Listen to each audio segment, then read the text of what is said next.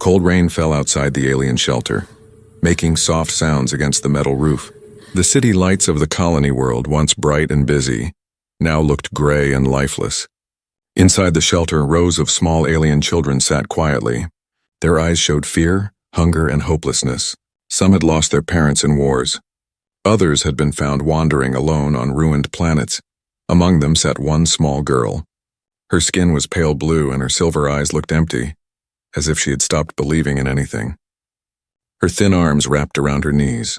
She didn't talk, didn't cry, and didn't even look up when people passed. The other children avoided her. They said she was cursed. Machines broke down when she was near. Lights flickered and strange cold winds blew without reason. The caretakers had given up on her. They called her the Silent One. No one knew her real name. They said she came from a planet destroyed by war, but no one was sure which one. When she arrived at the shelter, she hadn't spoken a single word. Days turned into months, and still she stayed silent, sitting alone in the same dark corner every day. That night, the shelter's door opened with a loud creak. A man stepped in, shaking off the rain from his jacket. His name was Eli Hart, a human and a retired engineer who had served in the Galactic War. He was known in the district as a quiet man who often helped at the shelter, fixing heaters and bringing small food boxes for the children. He had no family left. His wife and daughter had died years ago in a ship accident. Since then, Eli spent his nights helping others, trying to fill the empty space in his heart. When he entered, the children smiled and ran to him. "Uncle Eli," they shouted, hugging him as he handed out food packets. He laughed softly, his gray beard dripping with rain. But tonight something felt different. As he looked around, he noticed her, the small alien girl sitting alone in the corner. She didn't move even when he smiled at her. Her eyes stayed fixed on the floor. Eli walked slowly toward her. "Hey, little one," he said gently. "You hungry?" No answer. He placed a small meal pack in front of her. Still, she didn't touch it. The head caretaker, a tired-looking alien woman, came over and whispered, "Don't waste time, Eli. That one doesn't speak. Strange things happen when you get too close." Eli frowned. "Strange things?" "She's cursed," the caretaker said quietly. The last family who tried to take her home had their power system explode that same night. They brought her back and never came again. Eli looked at the girl again. Her silver eyes flickered for a moment like stars trapped behind clouds. He didn't see a curse. He saw sadness. "She looks more broken than cursed," he said softly. He sat beside her. "You know," he said, his voice calm, "when I was your age, I used to sit just like that, waiting for someone to notice me. Maybe I was lucky someone did." The girl slowly turned her head toward him. For a brief moment, their eyes met. Eli felt a strange chill, but also warmth, like the feeling before dawn after a long, dark night. "Do you have a name?" he asked. She opened her mouth slightly as if trying to speak, but then looked away again. The rain outside grew louder. Eli smiled gently. "That's okay. You don't have to talk yet. I'll call you Lyra, how's that?" Her fingers twitched. A small spark of light ran across the floor, so fast Eli thought he imagined it. The lights in the shelter flickered. The caretaker gasped. "You see? She's doing it again." Eli stood up calm but firm. "Maybe the lights just need fixing," he said. He turned to the girl. "Come on, Lyra, let's get you out of here." The caretaker blocked his way.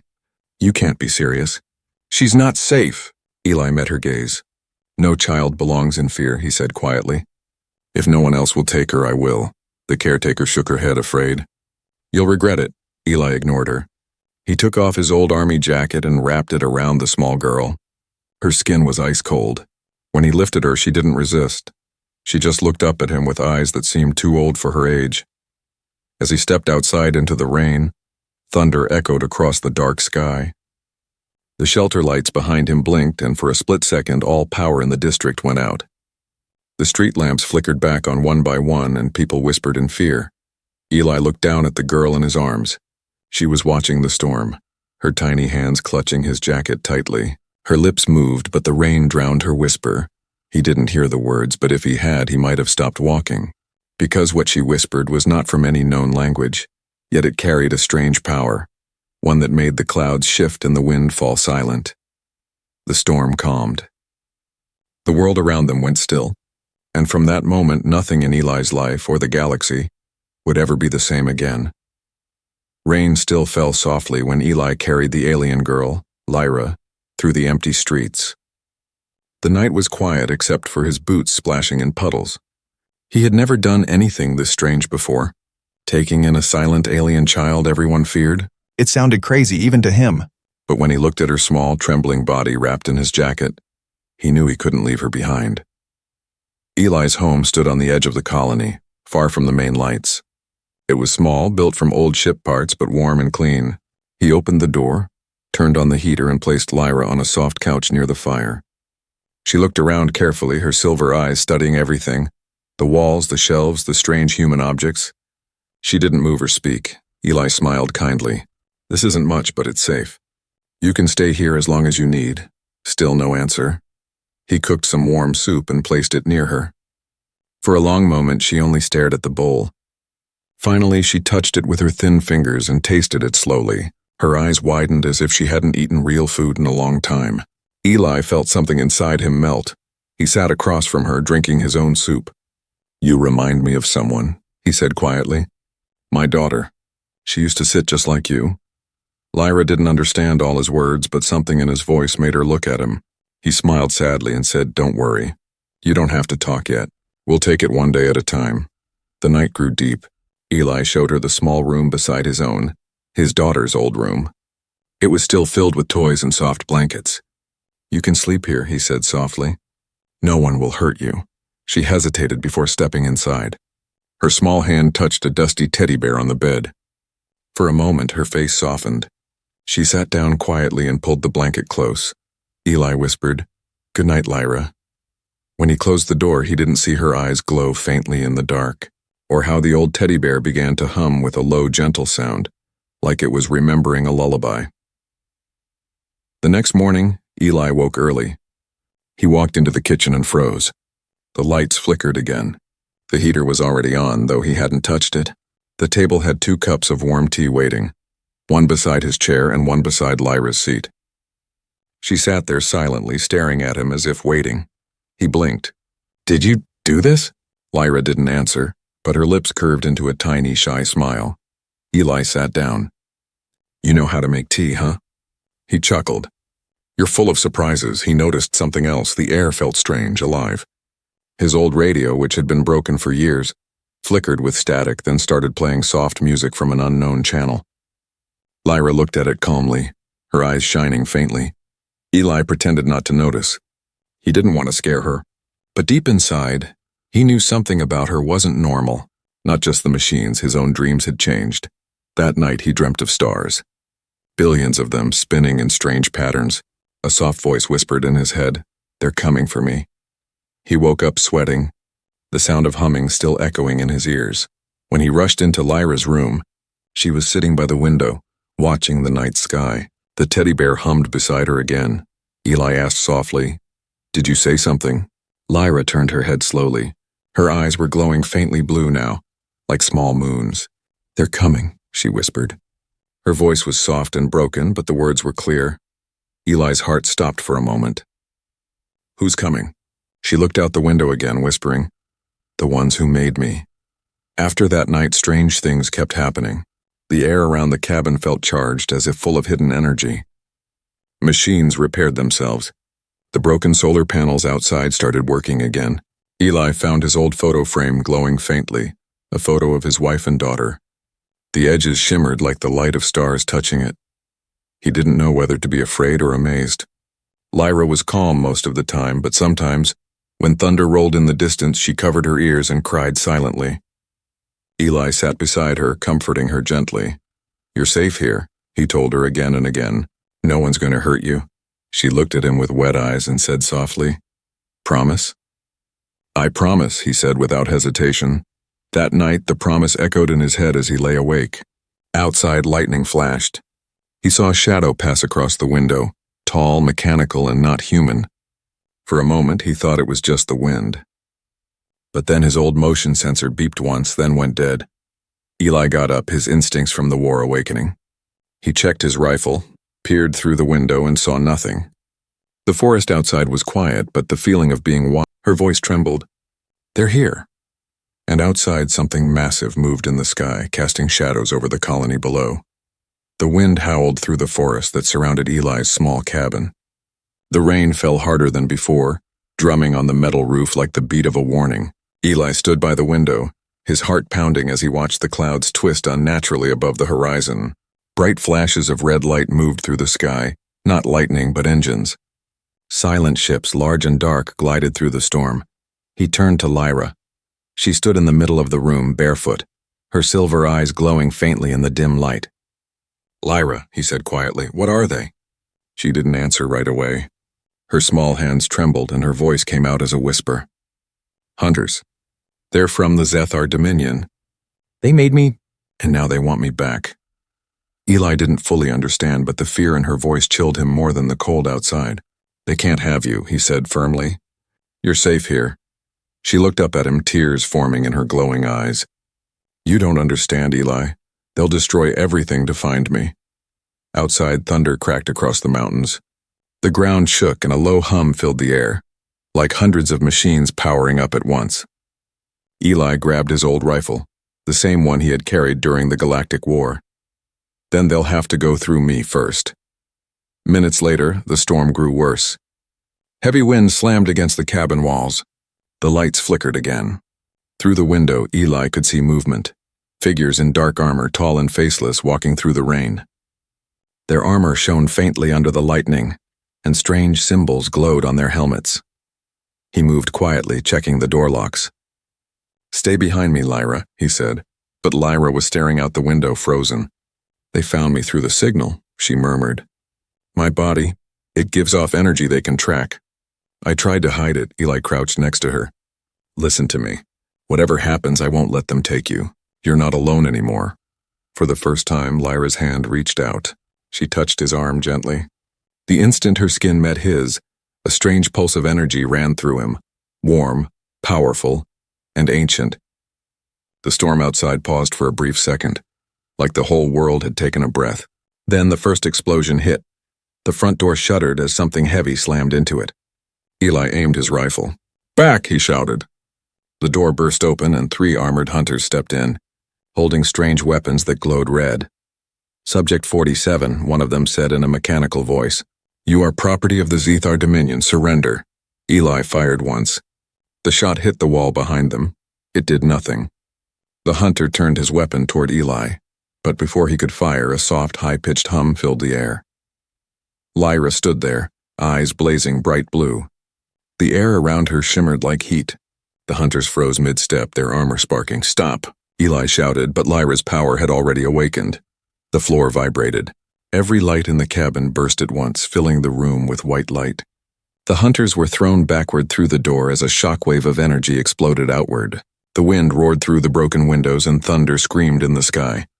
Eli shielded his face as the wave passed. When it was over, the cabin was silent except for the sound of rain dripping from the ceiling. Smoke curled from the floor. The hunters were gone, thrown far into the forest. Lyra collapsed to her knees, shaking. Eli rushed to her side. "Lyra, are you hurt?" She looked up weakly. I didn't mean to." Her voice broke. They wouldn't stop. Eli held her close. "It's okay. You did what you had to." But he couldn't ignore the truth. She had destroyed 3 armored soldiers without touching them. The power she carried was beyond anything he'd ever seen. Hours passed before the storm began to fade. Eli worked in silence, repairing what he could. Lyra sat by the fire, her eyes dull and tired. She looked so small, yet the air around her still felt charged with quiet energy. When Eli finished patching the door, he sat beside her. "You saved both of us tonight," he said softly. She shook her head. "No, I made it worse. More will come," he sighed. "Then we'll face them together. I fought in wars before. I can protect you." Lyra turned toward him, her face filled with confusion. "Why?" Eli looked at the fire. "Because no one protected my daughter when she needed it. I won't make that mistake again." For the first time, Lyra smiled faintly. "Your heart. It's strong. I can feel it." Outside, the clouds began to clear, revealing a cold, quiet sky full of stars. But above the distant hills, Eli could see faint red glows still moving. Ships, circling like vultures. Lyra looked at them and whispered, "They won't stop until I'm gone." Eli clenched his fists. "Then we'll make them stop." In the distance, one of the ships tilted, scanning the forest with a bright blue beam. The light passed over the cabin, but for some reason, it didn't detect them. Lyra's eyes glowed again, faint but focused. "I can hide us," she whispered. For a while. Eli stared at her, realizing just how extraordinary she was. A child who could bend light and energy itself. And yet she was afraid. Lonely and just wanted to belong. He placed a hand on her shoulder. "We'll figure this out, Lyra, you and me." She nodded slowly, her voice barely a whisper. "Then I'll keep you safe too." Outside, the storm clouds parted. The rain stopped. And high above them, the red ships vanished into the mist, retreating. But not gone. The real hunt, Eli knew, had only just begun. The next morning came quietly, but the peace felt fragile, like the thin layer of ice that breaks under a single step. The forest was silent. No birds, no wind, not even the hum of colony drones passing overhead. Eli stepped outside with his rifle, scanning the horizon. The storm had ended, but the ground was littered with strange metallic pieces, the remains of the hunters Lyra had thrown away with her power. He crouched down and touched one of the fragments. It was still warm, glowing faintly with blue energy that pulsed like a heartbeat. He had seen advanced tech during the Galactic War, but nothing like this. These machines had been alive. Eli carried one of the pieces inside. Lyra sat at the table, wrapped in his old blanket, sipping tea quietly. Her eyes followed the fragment as he set it down. "Don't touch it," she said softly. "Why?" he asked. "It remembers me," she whispered. Eli frowned. "Lyra, you have to tell me what's going on. Who are the Zethar? And what do they want from you?" Lyra stared at the steam rising from her cup, her small hands trembling slightly. Then she said, "They made me." Eli's heart sank. "Made you?" She nodded. "Not born, created. I wasn't supposed to have a name or a family. I was built to serve." Her voice quivered as she spoke. "They took children from dying worlds, humans, aliens, anyone, and changed them. They fused us with energy cores made from stars. We became weapons." Eli sat down slowly, stunned. "So you're part human?" "I think I was," she said, eyes distant. "I remember," a woman's voice.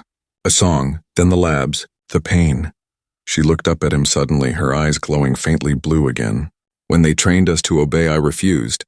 So they called me broken, useless." Eli clenched his fists. "They called a child useless?" Lyra gave a small nod. "They were afraid. Because when I felt pain, everything around me broke. Machines stopped. Energy burned. They tried to erase me. I escaped." Eli leaned forward, his voice gentle. "You're not broken, Lyra. You're alive. That's what matters." She looked uncertain, her voice soft as a whisper. "But my power hurts people. You saw what I did last night." "You were protecting yourself," Eli said firmly. "And me. You didn't do anything wrong." For a long moment, neither spoke. The only sound was the crackling of the small fire in the corner. Then Lyra stood up and walked toward the window. "They'll send more hunters. Bigger ones. They never stop." Eli joined her at the window. The forest outside looked peaceful again, the snow beginning to fall gently. "Then we'll be ready," he said. She turned to look at him. "You can't fight them all, Eli." He smiled faintly. "I've fought worse odds." Her small lips curved into a tiny smile, but it faded quickly. "You don't understand. I'm not supposed to be free. The Zethar don't just want me, they need me. I'm their core. Without me, their ships die. Their weapons sleep." Eli blinked, realization hitting him like a hammer. "That's why the ships in the sky stopped searching last night." "You cut their power," Lyra nodded. "I felt them. Through the storm. Like threads. When I hide, they lose their light." Eli's jaw tightened. "Then we can use that. If you can shut them down, maybe we can stop them for good." Lyra's expression darkened. "If I use too much power, I'll fade. I was never meant to live outside their system. My energy burns me from the inside." Eli stepped closer, kneeling to her level. "We'll find another way. You hear me? You're not dying. Not while I'm here." Her eyes shimmered. "Why do you care so much?" He hesitated before answering. "Because I lost my daughter once. I couldn't save her. When I saw you in that shelter, something in me knew. I couldn't walk away again." Lyra's face softened. "Your daughter?" "What was her name?" "Lena," he whispered. She had eyes like the ocean. She loved to draw stars. Lyra smiled faintly. Maybe she sent me to you. Eli's throat tightened. He didn't answer. Outside, snow began. Eli opened a hidden panel in the floor, revealing a metal case full of old military gear. North, he said. Into the mountains. No scanners, no signal. They won't find us there. Lyra hesitated, looking around the small cabin that had been her first real home. Will we come back? Eli paused, glancing at the fire, the broken walls, and the quiet warmth of the room. I hope so, he said quietly. But for now we survive. Lyra took his hand. For a moment, he felt her power again. A faint warmth, like starlight brushing his skin. Then let's go, she said. Together they stepped into the snow, leaving behind the only safe place they had known. Behind them, the last embers of the fire dimmed. The fragment of the hunter armor still lay on the table, glowing faintly, until it blinked red. A silent signal pulsed across the stars, carrying one message back to the Zethar Dominion. Subject 47 found. Reacquisition in progress. Snow swirled around them as Eli and Lyra moved through the dark forest. The air was sharp and bitter, cutting through every breath. Their boots crunched against the frozen ground, leaving a trail that the falling snow tried to erase. The small lantern in Eli's hand flickered weakly, fighting the wind. He looked back once more at the faint glow of his cabin, now distant behind the trees. Keep close, Lyra, he said softly. We need to stay off the roads. Drones might be watching. Lyra nodded silently, clutching her teddy bear. Her glowing eyes dimmed under the scarf he had wrapped around her head. She was tired, but didn't complain. Every few steps, she glanced at the sky as if expecting to see something up there.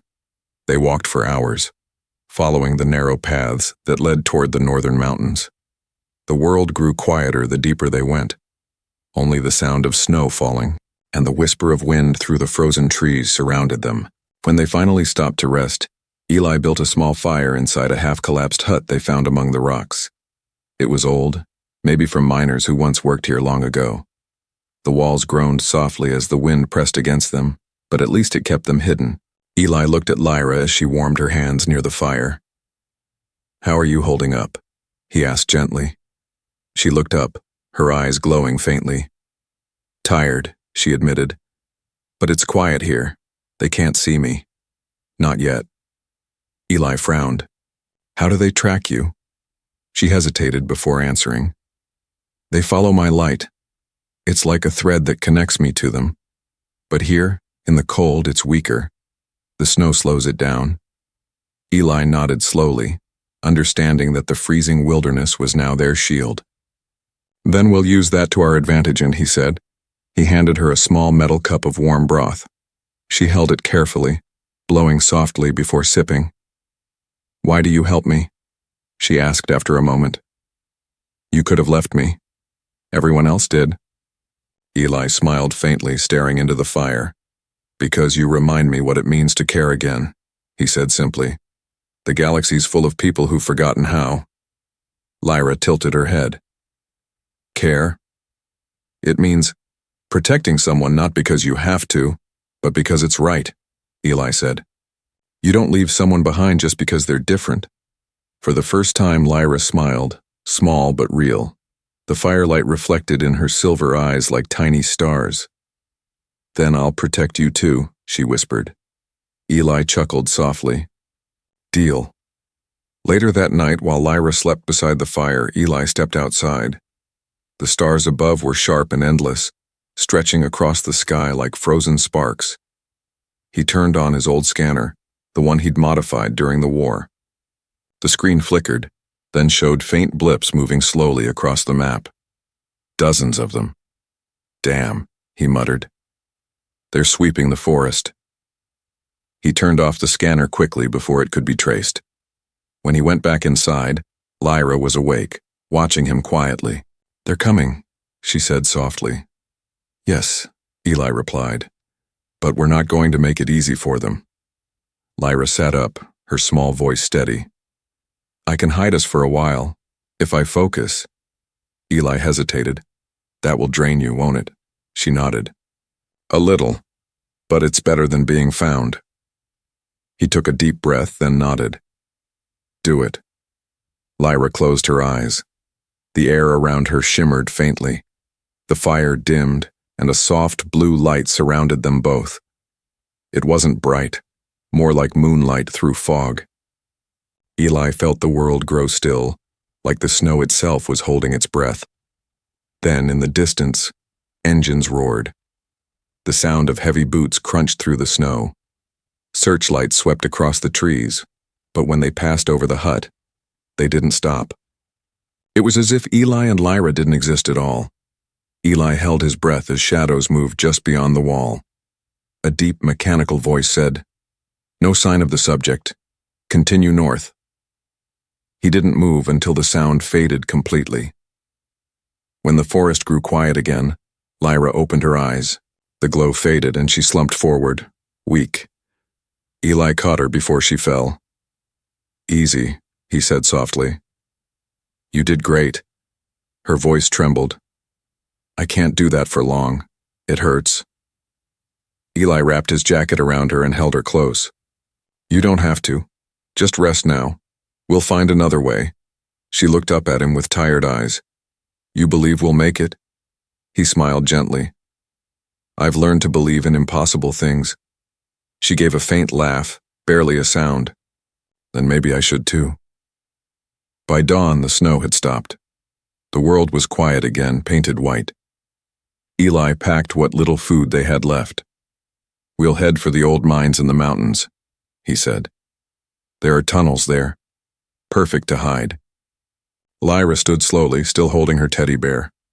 "I dreamed last night," she said softly. There was light and a voice. It said, "Home is not where you were made. It's where you are loved." Eli paused. "That's a good dream." She looked up at him, smiling faintly. "I think it was your daughter's voice." Eli froze. His throat tightened. "Maybe it was," he said finally, his voice barely above a whisper. They started walking again, up the narrow mountain path. Behind them, deep in the forest, the Zethar soldiers found only empty footprints that disappeared into untouched snow. But far above the clouds, a massive black ship turned slowly toward the north, its scanners pulsing with crimson light. The hunt wasn't over. It had only just begun. The climb grew harder with every step. The cold mountain air sliced through Eli's lungs and his boots crunched against thick ice. Above him, the peaks rose like the teeth of sleeping giants, glowing faintly under the pale light of 2 moons. Lyra followed close behind, quiet but calm, her small hand gripping his coat as snow swirled around them. For 2 days, they'd trekked higher into the mountains, sleeping in abandoned tunnels, surviving on ration bars. Eli could feel the tension in his bones, the sense that the hunt was closing in. Every night, faint red lights blinked across the distant horizon, moving closer. When they finally reached a ridge overlooking a deep valley, Eli stopped. "We'll rest here," he said, scanning the sky. "If we move any farther tonight, we'll freeze before the Zethar even find us." Lyra nodded silently. Her breath misted in the cold, forming tiny clouds that sparkled faintly in the air.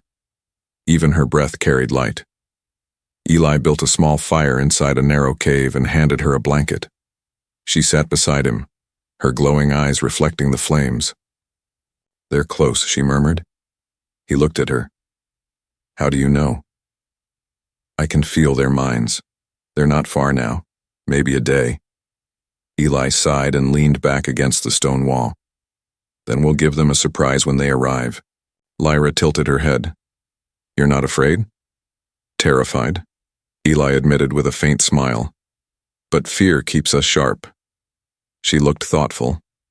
"In the labs, they said fear makes us weak. They punished anyone who felt it." Eli turned toward her, his voice steady. "They lied to you, Lyra. Fear is what proves you're alive." For a long moment, she said nothing. Then she reached out, touching his hand. "You taught me many things, Eli. What it means to eat, to laugh, to dream." Her voice softened. "Now I want to learn how to be alive." Eli smiled faintly, squeezing her hand. Then start with this moment. At dawn, a deep humming echoed through the mountains. The ground shook.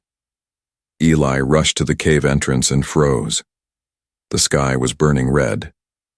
Dozens of Zethar ships floated in formation above the valley, their engines silent, their lights pulsing like hearts. Black drones poured out from them, sweeping the cliffs with scanning beams. "They found us," he whispered. Lyra stepped beside him, her face calm, but pale. "They want me alive," she said softly. "But they won't spare you."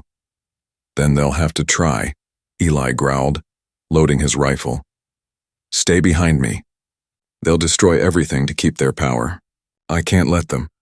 Before Eli could stop her, she raised her arms. The sky cracked open. A storm of light burst from her, white, gold, and blue, blinding in its beauty. The mountain trembled. Every Zethar ship halted midair, engines screaming. Then their lights began to fade. Eli fell to his knees, shielding his eyes. When the light finally faded, the valley was silent. Every ship hung motionless in the sky, lifeless. The snow glowed faintly blue under the stars. He turned toward Lyra. She was on the ground, trembling, her skin pale, her light fading. "Eli," she whispered weakly. He rushed to her, lifting her in his arms. "You're okay. You're going to be okay." Her eyes fluttered open, faint light still flickering within. "I shut them down," she said softly. "But I used too much." "No, don't you dare," Eli said, his voice breaking. "Stay with me, please." Lyra smiled weakly. "You taught me to feel, Eli, to live. I'll always be with you, even when the stars fade." Her hand slipped from his grasp, glowing faintly before going still. The valley was silent. The ships above remained frozen, dead machines under a quiet sky. Eli held her tightly, tears mixing with the melting snow. The wind whispered through the cliffs like a lullaby. For the first time since the war, he prayed, not to any god, but to the stars. Above them, one star flickered brighter than all the rest, blue, gentle, and full of warmth. Lyra's light. The valley was silent after the storm of light. The air itself felt heavy, as if the world was holding its breath. Snow fell softly again, blanketing the scorched ground where fire had once raged. The Zethar ships hung frozen in the sky like dark ghosts, their engines dead, their red lights gone. Eli sat in the snow, cradling Lyra's still body. Her skin, once glowing faintly blue, was now pale as the snowflakes that melted on her cheeks. He brushed a strand of silver hair from her face, his hands trembling. "Wake up, kid," he whispered, his voice breaking. "You did it. They're gone. You can rest now. Just not like this." There was no reply, only the wind. He sat there for hours, his breath fogging in the cold, his body numb. Above him, dawn painted the mountains gold and white. The storm was over. The war, it seemed, was over too. When he finally stood, his legs ached, but he carried her gently down the slope. The valley below was silent, no more drones, no more hunters.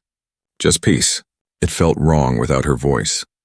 He found a quiet spot near a frozen lake where the snow shimmered like glass. There, beneath the tall crystal trees, he buried her. He carved her name, Lyra, into a smooth stone using his army knife. When he was done, he stood back, staring at it for a long time. "You weren't a weapon," he whispered. "You were hope." Then, without warning, the air shimmered. A faint hum echoed through the valley, the same hum that once followed Lyra wherever she went. The snowflakes rose slowly into the air, dancing around him in spirals of blue light. Eli froze. "Lyra?" he whispered. A soft voice, gentle as wind, answered inside his mind. "Don't be sad, Eli." He spun around, but no one was there. The air glowed faintly. Her voice continued, distant but warm. "I'm still here. I can't stay like before, but I can see everything now. I'm part of it all." Eli's eyes filled with tears. "You're alive?" "Not the way I was. When I stopped the ships, my energy spread into the core network, the one that powers the Zethar. I shut it down. But I also changed it. Changed it how? They'll never make more like me. No more children turned into weapons." Eli fell to his knees, snow soaking through his clothes. "You did it. You ended their empire." There was a pause. Then her voice came again, soft and full of light. "Eli, look up." He lifted his head. Above him, the dead ships began to move, not toward him, but upward. One by one, they rose slowly into the air, engines glowing a faint blue instead of red. They weren't machines anymore. They were silent, peaceful. Then in a single motion, they burst into starlight, scattering across the dawn sky like diamonds. Eli stared, breathless. You turned them into stars. They were made of stolen light, Lyra said. I gave it back. He laughed softly through his tears. You really were something else, Lyra. Her voice grew faint. You gave me something the stars never had, a home. And then the light faded. The snow settled again. Silence returned. Weeks passed. The story of the mountain light spread across the colonies. Miners who ventured into the northern range spoke of glowing skies and machines that never woke again. The Zethar Dominion vanished from the galaxy, its ships dead, its control broken. Eli stayed in his cabin, rebuilding the roof, fixing the damage the storm had left behind. He didn't tell anyone what really happened. Some nights he still saw the blue light flicker through the clouds. He always smiled when he did. One evening, while cleaning the old photo of his family, he noticed something new. The photo shimmered faintly, and for a brief second a small glowing figure stood beside his late daughter. A girl with silver eyes and a soft smile. Eli froze, heart pounding. Lyra? The figure smiled, then faded, leaving only the photo behind. He sat down by the window, watching the stars. Among them, one star shone brighter than all the rest. A soft blue light that pulsed gently, almost like a heartbeat, he whispered, "Good night, Lyra." And faintly in the silence, he heard her voice one last time. "Good night, Dad." Years later, the world changed. The galaxy entered an age of peace no one had thought possible. Old wars ended, colonies rebuilt, and the story of the human who adopted the saddest alien girl became a legend told in every school and home. They said a little girl's light had saved the stars. And on quiet nights, when the snow fell and the sky turned blue, those who listened closely swore they could hear a gentle humming in the wind. Soft, warm and full of love, the song of Lyra, the girl who changed the stars.